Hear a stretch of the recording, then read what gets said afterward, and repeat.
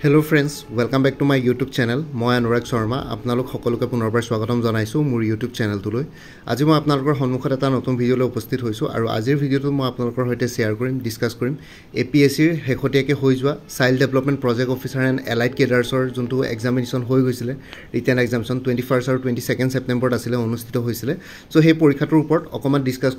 কৰিম মানে কি পৰীক্ষাটো কেনেকুৱা ধৰণৰ আহিছিল, লগতে এক্সপেক্টেড কাট অফ মাৰ্ক কিমান হ'ব পাৰে, last time cut off mark কিমান আছিল, লাষ্ট টাইম ভ্যাকেন্সি কিমান আছিল, কি কন্ডিশনস ফুলফিল হৈছিল, ঠিক আছে, এবাৰ কি চেঞ্জেস আহিছে এক্সামটোত। সো সেইখিনিৰ ওপৰত অলপ ডিসকাস কৰিম। সো CDPৰ যিসকলে পৰীক্ষা দি আহিছিল তেওঁলোকৰ পৰা মই এই কমেন্ট সেকশনত আপোনালোকৰ পৰা জানিব বিচাৰো যে যেহেতু আপোনালোকে কালি দেখিছে APSC অফিচিয়েল এনসাৰ কিজ দিছিলে CDP পৰীক্ষাটোৰ ওপৰত জেনাৰেল নলেজ, বাকি অপশনাল সাবজেক্টস বিলাকৰ anthropology, child development, home science, social work, economics, sociology, education with psychology, philosophy, criminology, labour and social welfare, nutrition, ঠিক আছে। সো এইগিটা আপোনালোকৰ অপশনাল সাবজেক্ট আছিল, ইয়াৰ ভিতৰত যিকোনো এটা চুজ কৰিব লাগিছিল আৰু পৰীক্ষাত আপোনালোকে তাৰ ভিতৰত এটা অপশনাল সাবজেক্ট দি আহিছে। তাৰ উপৰি ইয়াতে তিনিখন পেপাৰ আছিল 300 মাৰ্কছৰ। এখনটো হ'ল জেনাৰেল ইংলিছত আপোনালোকৰ এছে প্ৰিচিয়াৰ ৰিপৰ্ট আহিছিল, এখনকৈ লিখিব লাগিছিল চুজ কৰি পেলাই। তাৰ পিছত আহি গ'ল আপোনালোকৰ সেইখন 100 মাৰ্কছৰ পেপাৰ, সেইখন ডেসক্ৰিপটিভ আছিল ইংলিছখন। সেকেন্ডখন হৈ গ'ল জেনাৰেল নলেজত আপোনালোকৰ গোটেইখিনি বস্তুৱে আছিল যোনখিনি APSCৰ কম্বাইন্ড কম্পিটিটিভ প্ৰিলিমিনাৰী এক্সামিনেশ্যনৰ GS পেপাৰ 1খনত থাকে। ইয়াতে কিছুমান অকমান ইফাল মাইনাছ চেঞ্জেছ আছে ৰুটিনখনত। সো আৰু ইয়াতে উমেন এণ্ড চাইল্ড ডেভেলপমেন্টৰ স্কিমছ ৰিলেটেড কুৱেশ্যনছ আহিছিল। তাৰ উপৰি সেইখনো 100 মাৰ্কছৰ কুৱেশ্যন পেপাৰ আছিল। তাৰ পিছত অপশনাল সাবজেক্টতো আপোনালোকৰ 100 মাৰ্কছ আছিল আৰু ইয়াতে কুৱেশ্যন পেপাৰ্ছ কেইখনত দুইখন বাকি ডেসক্ৰিপটিভ পেপাৰখনৰ কথা নকৈ পেলাই যদি বাকি আমি অবজেক্টিভ পেপাৰ কেইখনৰ কথা কওঁ, জেনাৰেল নলেজ আৰু আপোনালোকৰ অপশনাল সাবজেক্ট, সো সেই দুখনতে 100টা কুৱেশ্যনৰ এগেইনষ্টে 100 মাৰ্কছ আছিল, মানে পাৰ কুৱেশ্যন 1 মাৰ্ক। আৰু ইয়াতে নিগেটিভ মাৰ্কিং স্কিম APSC অন্য পৰীক্ষাবিলাকৰ নিচিনা নহয়, ইয়াতে 1/4 মাৰ্কছ মানে 0.25 মাৰ্কছকে এটা কুৱেশ্যনৰ এগেইনষ্টে যাব, মানে 1 মাৰ্কৰ এটা কুৱেশ্যন যদি আপোনালোকে ভুল কৰে 0.25 মাৰ্কছকে নিগেটিভ মাৰ্কিং স্কিমটো এপ্লাই হ'ব, আৰু যদি আপোনালোকে 4টা কুৱেশ্যন ভুল কৰে তেতিয়াহ'লে 1 মাৰ্ককে যাব নিগেটিভ মাৰ্কিঙত, ঠিক আছে। সো 4টা কুৱেশ্যনৰ এগেইনষ্টে 1 মাৰ্কছকে আপোনালোকে ডিডাক্ট কৰিব পাৰে। যদি 4টা কুৱেশ্যন আপোনালোকে ভুলকে এনসাৰ দি আহিছে তেতিয়া আপোনালোকৰ নিগেটিভ মাৰ্কিং 1 মাৰ্ক ডিডাক্ট হ'ব 4টা ৰং এনসাৰৰ এগেইনষ্টে। আৰু যদি কিছুমানে যদি সেইটো কুৱেশ্যনৰ যদি এনসাৰো কৰা নাই তেতিয়াহ'লে নিগেটিভ মাৰ্কিং স্কিম হয়, জাষ্ট কুৱেশ্যনৰ মাৰ্কছটো নাপায় 1 মাৰ্কটো, কিন্তু নেগেটিভ মাৰ্কিং তাতে স্কিম এপ্লিকেবল নহয়। সো ইয়াতে আপোনালোকে মোক এবাৰ কমেন্ট সেকশনত জনাওক আপোনালোকৰ অফিচিয়েল এনসাৰ কি মতে জেনাৰেল নলেজ আৰু আপোনালোকৰ অপশনাল সাবজেক্টত কিমান মাৰ্কছ আহি আছে আফটাৰ টেকিং ইনটু কনসিডাৰেশ্যন দি নিগেটিভ মাৰ্কিং স্কিম, ঠিক আছে। সো সেইটো বস্তু বনাওক আৰু আপোনালোকৰ নিজৰ অপশনাল সাবজেক্টকেইটা ইয়াতে মেনশ্যন কৰক, কোনটো অপশনাল সাবজেক্টত আপোনালোকৰ কিমান মাৰ্কছ উঠি আছে এজ পাৰ অফিচিয়েল সিলেবাছ, আৰু জেনাৰেল নলেজত আপোনালোকৰ কিমান মাৰ্কছ আহি আছে স্ক'ৰ। সেইটোৰ পৰা আমি নিৰ্ধাৰণ কৰিব পাৰিম কাট অফ মাৰ্কছ কিমান হ'ব পাৰে সম্ভাৱ্য। এক্সেক্টলি ক'ব পৰা নাযায় কাৰণ যিহেতু এখন ডেসক্ৰিপটিভ পেপাৰো আছে ইয়াতে, ঠিক আছে। কাট অফ মাৰ্কছ এক্সেক্টলি ক'ব পৰা নাযায়, কিন্তু ওচৰে পাজৰে আমি অলপ প্ৰিডিক্ট কৰিব পৰা যাব তেতিয়া। আৰু এবাৰ যদি চাওঁ আপোনালোকৰ টোটেল পোষ্ট আছিলে 49টা, ইয়াতে যদি টোটেল পোষ্ট যদি চাওঁ 49টা, ইয়াতে বহুতবিলাক ৰিজাৰ্ভ কেটেগৰী পোষ্টো আছিলে। আৰু ইয়াতে অপেন কেটেগৰীৰ কথা যদি চাওঁ টোটেল 20টা পোষ্ট আছে, তাৰ ভিতৰত আকৌ ৰিজাৰ্ভ ফৰ উইমেন আছে 6টা। সো টোটেল 14টা অপেন কেটেগৰী মেল কেণ্ডিডেটছৰ কাৰণে অপেন আছিলে, কিন্তু সেই 14টাৰ ভিতৰত আকৌ ৰিজাৰ্ভ কেটেগৰী মেল ফিমেল গোটেইখিনিয়ে তাত কম্পিট কৰিব পাৰিব সেই 14টা পোষ্টৰ এগেইনষ্টে, আৰু লগতে জেনাৰেল কেটেগৰীৰ উইমেনখিনিও তাতে কম্পিট কৰিব পাৰিব সেই 14টা পোষ্টৰ এগেইনষ্টে। সো তেনেকৈ যদি হয় তেতিয়াহ'লে জেনাৰেল মেল হিচাপে খুব বেছি 4-5জন কেণ্ডিডেটছ ইয়াতে চিলেক্ট হ'ব। বাকী যোনখিনি ৰিজাৰ্ভ কেটেগৰী আছে বা উইমেন আছে তেওঁলোকে যদি জেনাৰেল কেটেগৰী ক্লিয়াৰ কৰে তেতিয়াহ'লে তেওঁলোকক জেনাৰেল কেটেগৰী বুলি ধৰা হ'ব। কোনোবা এজন ধৰক ছাপ'জ SC ST বা কোনোবা ৰিজাৰ্ভ কেটেগৰী যদি কেণ্ডিডেটে যদি জেনাৰেল কেটেগৰী সমান মাৰ্ক স্ক'ৰ কৰি পেলাই স্ক'ৰ কৰে তেতিয়াহ'লে তেওঁলোকৰ কাট অফ মাৰ্কছটো জেনাৰেল কেটেগৰীতে ধৰা হ'ব। সো তেওঁলোকে জেনাৰেল কেটেগৰীত অট'মেটিকলি আপগ্ৰেড হৈ যাব, ঠিক আছে। সো তেনেকৈ হ'লে মানে যোনখিনি জেনুইন জেনাৰেল মেল তেওঁলোকৰ কাৰণে চিট একেবাৰে কম থাকি যাব ইয়াতে যদি চাব যাওঁ। আৰু CDPO এক্সামটোত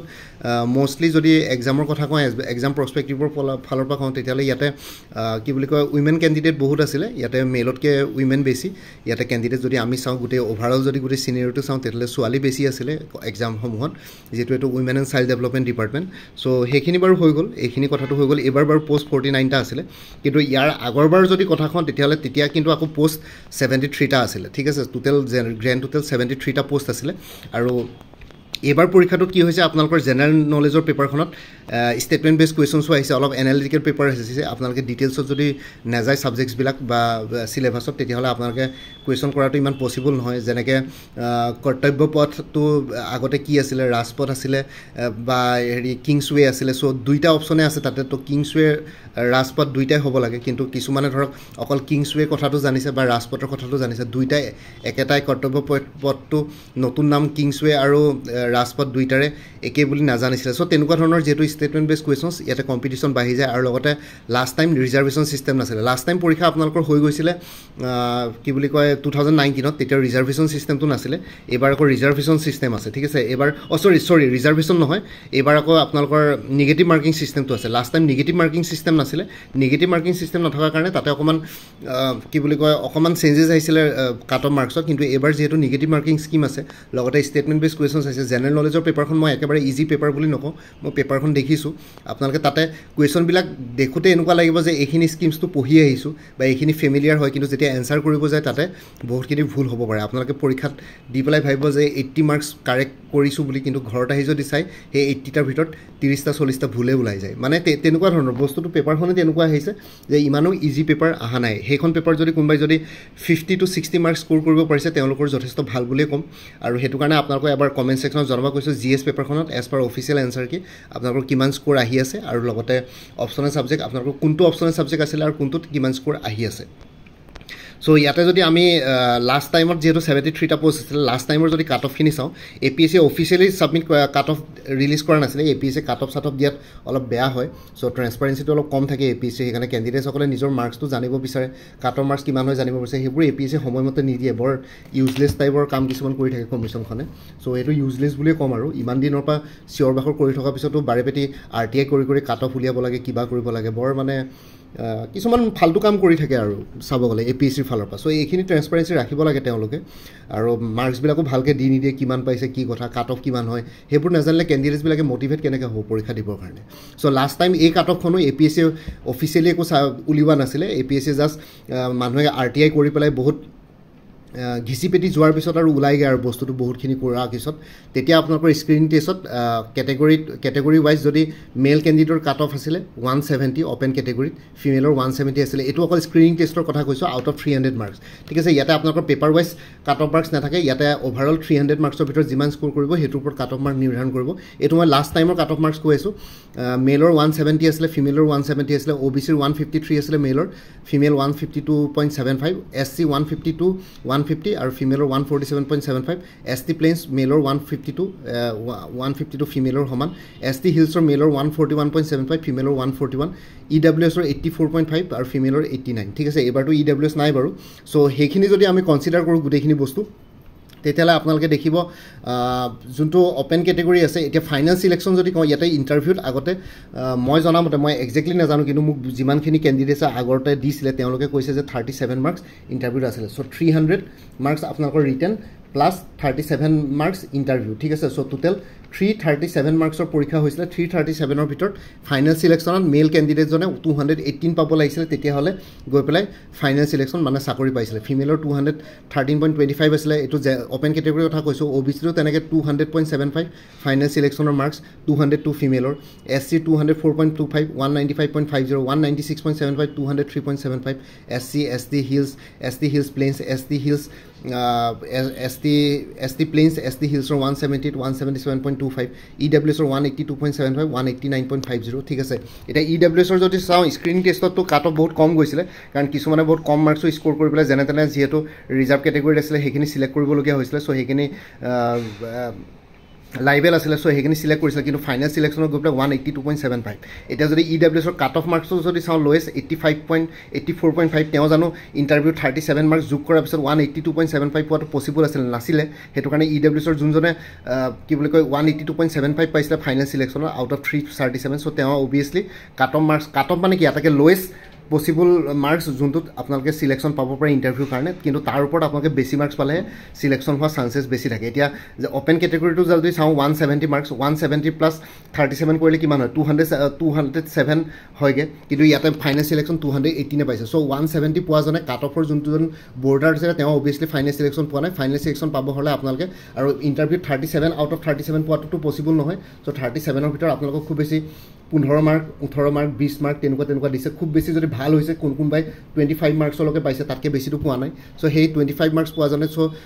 যদিহে আপোনালোকৰ ফাইনেল সিলেকশ্যন পাবলৈ মন আছিলে যদি যোৱাবাৰৰ কথা যদি কওঁ তেতিয়াহ'লে ফাইনেল সিলেকশ্যন পোৱা জনে কমেও 200ৰ ওচৰা-ওচৰি ৰিটেন এক্সামিনেশ্যন পাব লাগিব তেতিয়া গৈ পেলাই ফাইনেল সিলেকশ্যন পাইছিলেগে ঠিক আছে মিনিমাম মাৰ্কছ এতিয়া সেইটো ফাইনেল সিলেকশ্যনৰ 218টো লোৱেষ্ট পচিবল মাৰ্ক তাৰ ওপৰতো বহুত আছে কিছুমানে চাগে 250 প্লাছো পাইছিলে চ' এইটো কাৰণে কাট অফৰ বৰ্ডাৰ থাকিলে আপোনাৰ কাট অফতকৈ আপোনালোকে 20-30 নম্বৰ যদি বেছি স্ক'ৰ কৰে তেতিয়াহে ফাইনেল সিলেকশ্যন পোৱাৰ সম্ভাৱনা থাকে ইয়াতে আৰু এইবাৰ যদি কাট অফ কথা কওঁ এইবাৰ যিহেতু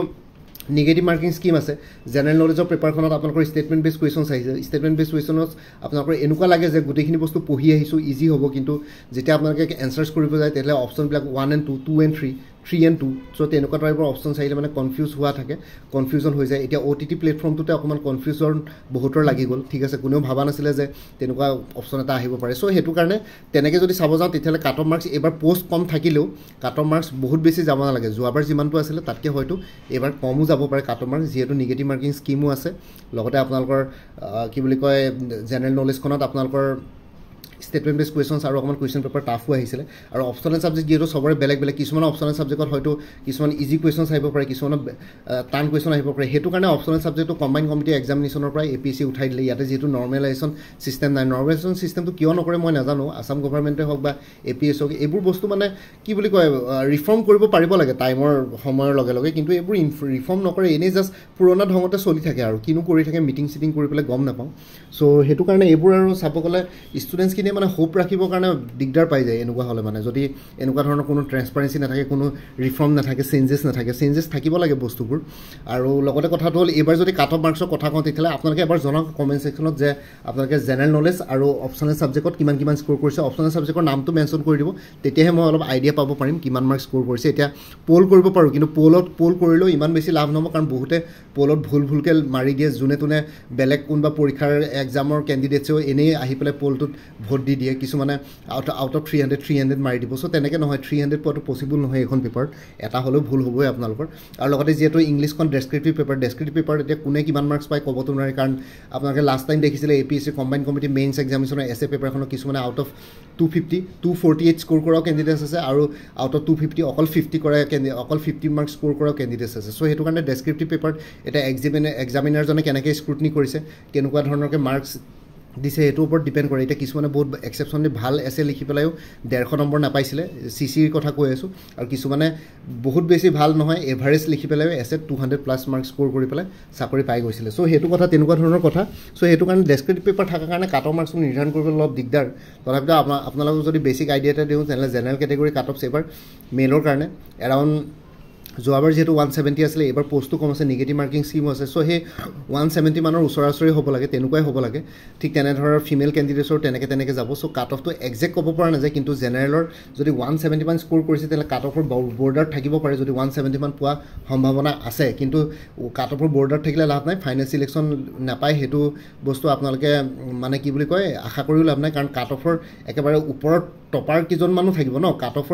অফ মানে কি এটাকে লোৱেষ্ট পচিবল মাৰ্ক যোনটোত আপোনালোকে ইণ্টাৰভিউৰ কাৰণে চিলেক্ট হৈছে 170 পোৱা জনে অভিয়াছলি ফাইনেল চিলেকশ্যন নাপায়গৈ যদি 200 মাৰ্কছমান স্ক'ৰ কৰিব পাৰিছে অভাৰঅল এতিয়া চাব লাগিব এইবাৰ কিমান বা কি হয় তেতিয়াহে আপোনালোকৰ ফাইনেল চিলেকশ্যনৰ চান্সেছ থাকিব চ' সেইকাৰণে এনেকুৱা ডেছক্ৰিপটিভ পেপাৰ এখন থকা এক্সামত আৰু লগতে অপশ্যনেল ছাবজেক্ট যিহেতু চবৰে বেলেগ কিছুমান অপশ্যনেল ছাবজেক্টত এক্সেপশ্যনেলি ভাল মাৰ্কছ আহিব কিছুমানৰ হয়তো কম মাৰ্কছ আহিব টান আহিব পেপাৰ ঠিক আছে তেনেকুৱা ধৰণৰ কথা হয় চ' সেইটো কাৰণে কাট অফ মাৰ্কছটো নিৰ্ধাৰণ কৰাটো একদম পচিবল নহয় তথাপিতো মই যদি কওঁ যদি আপোনালোকৰ ইণ্টাৰভিউ দিব মন আছে তেনেহ'লে জেনেৰেলে আগৰবাৰৰ নিচিনা এনেকুৱাই হ'ব বস্তুটো এইবাৰ যিহেতু পোষ্ট কম আছে লগতে নিগেটিভ মাৰ্কিং স্কিম আছে আৰু লগতে আপোনালোকৰ কি বুলি কয় অপশ্যনেল ছাবজেক্টৰ বেলেগ বেলেগ মাৰ্কছ হ'ব পাৰে বহুতৰ বেলেগ বেলেগ অপশ্যনেল ছাবজেক্টৰ চ' তেনেকুৱা ধৰণৰ কথা আৰু পেপাৰ টান আহিছিলে GS ৰ চ' তেনেকৈ যদি চাওঁ এইবাৰৰ কাট অফ মাৰ্কছখিনিও আগৰখিনিৰ নিচিনাই হ'ব লাগে ওচৰে পাজৰে এতিয়া যদি ইমানখিনি মাৰ্কছ স্ক'ৰ কৰে তেতিয়াহ'লে আপোনালোকৰ কাট অফত থাকিবলগীয়া সম্ভাৱনা আছে ঠিক আছে আৰু বাকী কমেণ্ট ছেকশ্যনত জনাওক আপোনালোকৰ কোনে কিমান কি এক্সপেক্ট কৰি আছে মোক এবাৰ জনাই দিয়ক আৰু লগতে আপোনালোকে যদি বাকী অন্য এক্সামছবিলাকৰ কাৰণে প্ৰিপেৰেশ্যন কৰি আছে তেতিয়াহ'লে কোৰ্চেছ এভেইলেবল আছে আৰু লগতে আপোনালোকে মোৰ পৰা আগতে যদি কিবা কোৰ্চ লৈছিলে এবাৰ জনাই দিব কোনটো কোৰ্চ লৈ থৈছিলে তেতিয়া সেইখিনি কোৰ্চৰ মেটেৰিয়েলছ বাদ দি এডিশ্যনেল মেটেৰিয়েল যোনখিনি লাগিব সেইখিনি ল'লে হ'ল তেতিয়াহ'লে প্ৰাইচটো কমি যাব চ' APSC এনফৰ্চমেণ্ট ইনস্পেক্টৰ ফুল কোৰ্চ এভেইলেবল আছে 375ত গোটেইটো ফুল কোৰ্চ এভেইলেবল আছে এজ পাৰ অফিচিয়েল চিলেবাছ যিহেতু অফিচিয়েল চিলেবাছ আহি গ'ল APSC ষ্টেন'গ্ৰাফাৰ গ্ৰেডটো যোনটো আছাম ছেক্ৰেটেৰিয়েটত ওলাইছিলে তাৰ কাৰণে ফুল কোৰ্চ এভেইলেবল আছে 300ত APSC assistant accounts officer APDCL ACCৰ কাৰণে ফুল কোৰ্চ এভেইলেবল আছে জেনেৰেল ইংলিছ জেনেৰেল নলেজ আৰু মেথমেটিক্স ডেছক্ৰিপটিভ তিনিখন পেপাৰৰ ওপৰত 400ত আৰু একাউণ্টেঞ্চিৰ কাৰণে এক্সটাৰ্নেল লিংক এভেইলেবল আছে একাউণ্টেঞ্চিৰ কাৰণে এক্সটাৰ্নেল লিংক এভেইলেবল আছে কোনোবাই যদি একাউণ্টেঞ্চি কোৰ্চ ছাবজেক্ট হিচাপে ল'ম বুলি ভাবিছে তেনেহ'লে এক্সটাৰ্নেল লিংকটো শ্বেয়াৰ কৰিম তাতে ফ্ৰীলি আপোনালোকে MCQs প্ৰেক্টিছ কৰিব পাৰিব 3000 মান MCQs আছে APSC CC প্ৰিলিমিনাৰী 2024-25ৰ কাৰণে ফুল কোৰ্চ এভেইলেবল আছে 400ত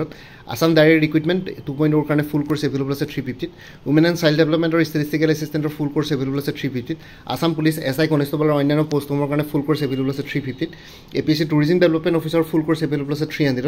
আপডেটেড কাৰেণ্ট এফেয়াৰ্ছবিলাক প্ৰত্যেক মাহৰ কাৰণে আপোনালোকৰ লাইফ টাইমৰ কাৰণে শ্বেয়াৰ কৰা হ'ব তাৰ কাৰণে আপোনালোকে জাষ্ট এটা ৰিমাইণ্ডাৰ মেছেজ দিলে হ'ল এতিয়া বৰ্তমান কোৰ্চবিলাকত কাৰেণ্ট এফেয়াৰ্ছ জানুৱাৰী 2023 পৰা আগষ্ট 2024 লৈকে কভাৰ কৰা হৈছে বাকী ছেপ্টেম্বৰ মাহটো কমপ্লিট হোৱাৰ পিছত অক্টোবৰত আপোনালোকে আপকামিং কাৰেণ্ট এফেয়াৰ্ছবিলাক পাই যাব আগষ্ট ছেপ্টেম্বৰ মাহৰ আৰু ইয়াতে কোনোবা যদি ইণ্টাৰেষ্টেড কেণ্ডিডেটছ আছে তেতিয়াহ'লে এই হোৱাটছএপ নম্বৰটো মেছেজ কৰি জনাওক 9706557851 আপোনালোকক কোনটো কোৰ্চ লাগে কোৰ্চৰ কণ্টেণ্টছখিনি শ্বেয়াৰ কৰিম লগতে পে'মেণ্টৰ লিংক দিম পে'মেণ্ট কৰাৰ লগে লগে গোটেই কোৰ্চটো নিজৰ হোৱাটছএপত PDF ফৰ্মেটত পাই যাব আৰু ইয়াতে যোনটো হোৱাটছএপ নম্বৰ দি আছে সেইটো অনুগ্ৰহ কৰি কল নকৰিব সেইটো জাষ্ট হোৱাটছএপ মেছেজৰ কাৰণে এভেইলেবল কলৰ কাৰণে এভেইলেবল নহয় বাকী কোনোবাই যদি আগতে মোৰ পৰা কিবা কোৰ্চ লৈছিলে এবাৰ জনাই দিব কোনটো কোৰ্চ লৈ থৈছিলে তেতিয়া সেইখিনি বস্তু বাদ দি যোনখিনি এডিশ্যনেল মেটেৰিয়েলছ লাগে নতুন কোৰ্চৰ সেইখিনি ল'লেই হ'ব চ' এই ভিডিঅ'টোৰ ডেছক্ৰিপশ্যন আৰু কমেণ্ট ছেকশ্যন চেক কৰক তাতে কোৰ্চখিনিৰ কথা আৰু এবাৰ উল্লেখ কৰি দিছোঁ তাতে গৈ পেলাই আপোনালোকে চাই ল'ব পাৰিব আৰু CDPO বুলি যোনটো প্লেলিষ্ট ক্ৰিয়েট কৰি থোৱা আছে সেই প্লেলিষ্টৰ লিংকটো এই ভিডিঅ'টোৰ ডেছক্ৰিপশ্যনত দি দিছোঁ সেই প্লেলিষ্টত গৈ এই পৰীক্ষাটোৰ লগত জড়িত সকলো ধৰণৰ ভিডিঅ'ছ পাই যাব লগতে মোৰ আৰু এটা চেনেল আছে অসম আইকিউ বুলি সেই চেনেলটোৰ লিংকটো এই ভিডিঅ'টোৰ ডেছক্ৰিপশ্যনত দি দিছোঁ আপোনালোকে সেইটো চেনেলো ছাবস্ক্ৰাইব কৰিব পাৰিব চ' ভৱিষ্যতলৈ এনেকুৱা ধৰণৰ কম্পিটিটিভ এক্সামছবিলাক দিয়াৰ ক্ষেত্ৰত আৰু অলপ এক্সট্ৰা গাইডেঞ্চ পাই যায় বাকী মোৰ ভিডিঅ'ছবোৰ চাই যদি ভাল পায় মোৰ চেনেলটো ছাবস্ক্ৰাইব কৰি ল'ব আৰু লগতে আপোনালোকৰ যিমানখিনি ফেমিলি ফ্ৰেণ্ডছ ৰিলেটিভছ আৰু চিনাকি এক্সপিৰিয়েঞ্চ আছে তেওঁলোকৰ লগত মোৰ চেনেলটো শ্বেয়াৰ কৰিব লগতে কমেণ্ট ছেকশ্যনত জনাব কিবা যদি কুৱেশ্যন থাকে ডাউট থাকে মই নিশ্চয় আপোনালোকৰ কুৱেশ্যনছ আৰু ডাউটছবিলাকৰ ৰিপ্লাই দিবলৈ চেষ্টা কৰিম বাকী আজিৰ ভিডিঅ'টো ইমানতে সমাপ্ত কৰি আপোনালোক সকলোৰ পৰা বিদায় দিলোঁ কাইলৈ পুনৰ এটা নতুন ভিডিঅ'লৈ আপোনালোকৰ সন্মুখত উপস্থিত হ'ম তেওঁলোকে ভালকৈ প্ৰিপেৰেশ্যন কৰি থাকক সকলোৱে অল দি বেষ্ট থাকিলে bye and take care friends Bharat Mata কি জয় আই অসম